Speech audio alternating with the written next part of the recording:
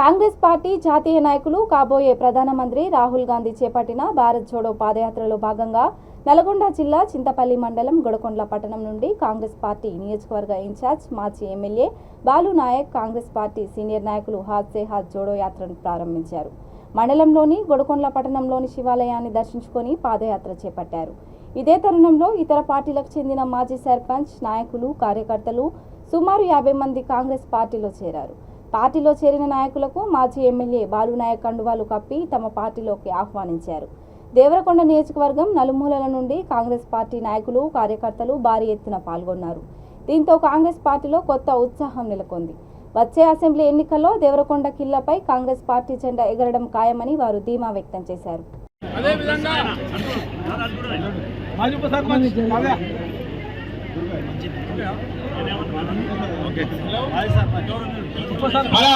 Congress party కూడా వేదిక మీదకి వచ్చి కండువ కప్పుకోవాల్సిందిగా కోరుచున్నాను. కానవండి ముత్యాలు దండుగుల మున్సిపాలిటీలతో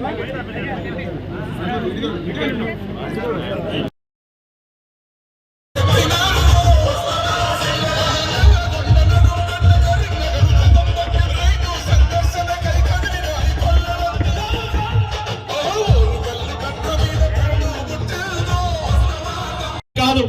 అదేవిధంగా దళితులకు దాదాపుగా ఒక అందరికీ దళిత బంధు ఇవ్వాలంటే దాదాపు 40,000 కోట్లు ఒక సంవత్సరానికి అవుతాయి. కానీ ఇవాళ దళితులకు కేటాయించింది కేవలం 15,000 కోట్లు. అదేవిధంగా ఇవాళ గిరిజన బంధు అంటుండు.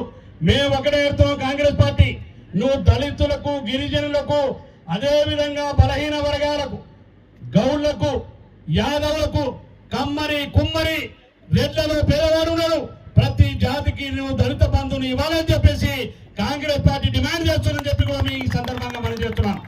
ఎవరైతే ఆర్థికంగా ఎవరైతే డబ్బు లేకుండా ఇబ్బంది పడుతున్నారో వారందరికీ దళిత బంధు ఇవ్వాలని చెప్పి ఈ సందర్భంగా మీకు మనం చేస్తున్నాం.